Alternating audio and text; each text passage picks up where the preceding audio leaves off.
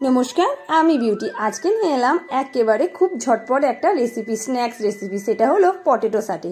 এটা এত সুন্দর খেতে আর এত তাড়াতাড়ি বানানো যায়, সেটা আপনারা না দেখলে বিশ্বাসই করবেন না। কোনো ঝামেলা ছাড়াই যখন তখন মনে করলে এইরকম একটা সাটে বানিয়ে নিতে পারেন। আর গেস্ট এলে তো কোনো কথাই নেই। তার জন্য আমি এখানে প্রথমে আলু নিয়েছি। আলুটা আমি ঠিক ডুমো ডুমো করে কেটে নেবো, আর ঠিক এরকম সাইজে কেটে নেবো। আর এইবারে কেটে নেওয়ার পর এই আলুগুলো সব একসাথে কেটে নিয়ে ভালো করে ধুয়ে নেবো। আলুগুলো কেটে নিয়ে ধুয়ে নিয়ে এসেছি। এইবার এটা কিন্তু একটা স্টিকের মধ্যে আটকে নেবো। আমি কিন্তু এখানে স্টিক হিসাবে আমি কাঠি ইউজ করেছি। আমাদের এখানে নারকেল গাছের পাতা থেকে কাঠিগুলো ভালো করে ছাড়িয়ে নিয়েছি। আর এবারে আমি এই স্টিকের মধ্যে একটা করে আলুগুলো আমি গেঁথে নেবো।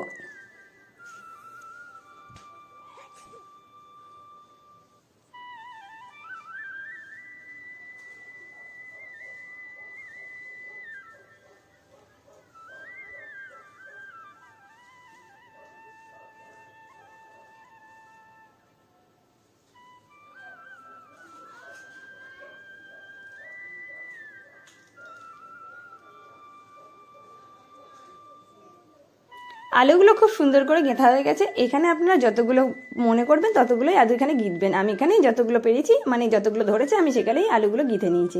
এইবারে আমি কড়াই বসিয়ে নেবো। কড়াইতে এগুলোকে একটু ভাপিয়ে নেবো। চলুন তাহলে কড়াইতে একটু প্রথমে জল দিয়ে দিই।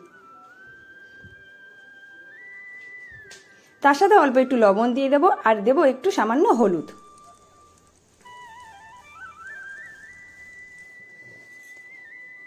সবকটা পটেটো সাটের স্টিকে বাঁধানোর পরে একসাথে খুব ভালো করে গরম জলে একটু সিদ্ধ করে নেবো। এখানে কিন্তু পুরো সিদ্ধ করলে চলবে না, একটু হালকা করে, মানে 70-80% এখানে একটু ভাপিয়ে নিতে হবে।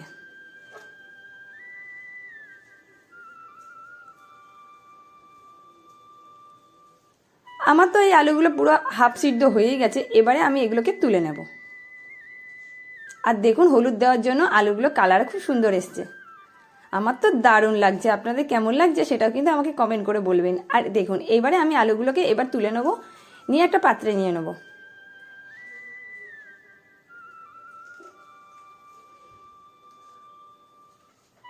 আর এদিকে একটা মশলা রেডি করবো, যেটা সাটে বানানোর জন্য লাগে। প্রথমে এখানে টমেটো সস দিয়ে দেবো। টমেটো সসটা একটু বেশি দিতে হবে। তারপর দিয়ে দেবো রেড চিলি সস, আর দেবো অল্প পরিমাণ সয়া সস। সয়া সসটা কিন্তু অল্পই দিতে হবে। আর বাস, এইবারে একে একে দিয়ে দিতে হবে গোলমরিচ গুঁড়ো, আর দেবো একটু চিলি ফ্লেক্স। সব একসাথে কিন্তু খুব ভালো করে মিশিয়ে নিতে হবে। আপনারা চিলি ফ্লেক্স দিতেও পারেন, নাও দিতে পারেন, এটা অপশনাল। সব একসাথে খুব ভালো করে মিশিয়ে দিতে হবে। আর এর মধ্যে দিয়ে দিতে হবে একটুখানি কর্নফ্লাওয়ার। এই কর্নফ্লাওয়ারটা কিন্তু বাইন্ডিংয়ের জন্য খুব ভালো কাজ হবে। আর এই জন্য কর্নফ্লাওয়ার না দিয়ে আপনারা ময়দাও দিতে পারেন। আমি একটু অল্প একটু জল দিয়ে খুব ভালো করে এই ব্যাটারটা তৈরি করে নিচ্ছি।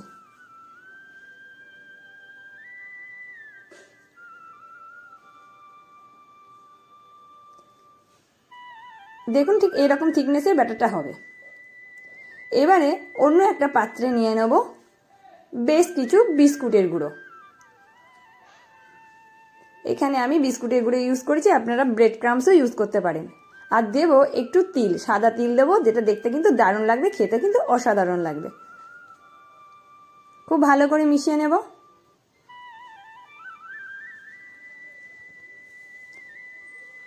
এবারে একটা করে পটেটো স্টার্টার নিয়ে এই গ্রেভিটার মধ্যে মিশিয়ে নেব। এই ব্যাটারটার মধ্যে ভালো করে লাগিয়ে নেব, যাতে প্রত্যেকটা আলুর মধ্যে কিন্তু এই ব্যাটারটা লেগে যায়। খুব ভালো করে মিশিয়ে নেব।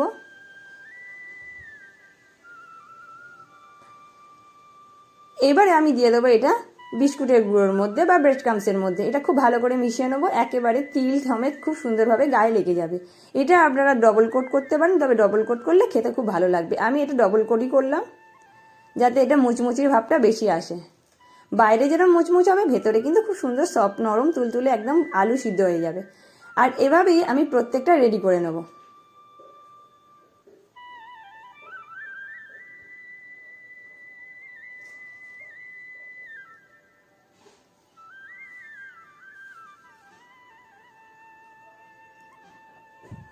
প্রত্যেকটা আমার রেডি হয়ে গেল একদম সুন্দরভাবে, যেটা আমার একেবারে কোনো ঝামেলাও লাগলো না, এবং খুব টেস্টিও একটা রেসিপি। এই যে একেবারে সস দিয়ে খেতে দারুণ লাগবে। এবার এটা গরম তেলে একটার পর একটা দিয়ে ভেজে নিতে হবে। তার জন্য কড়াই বসিয়ে আমি একটু তেল ঢেলে দিলাম।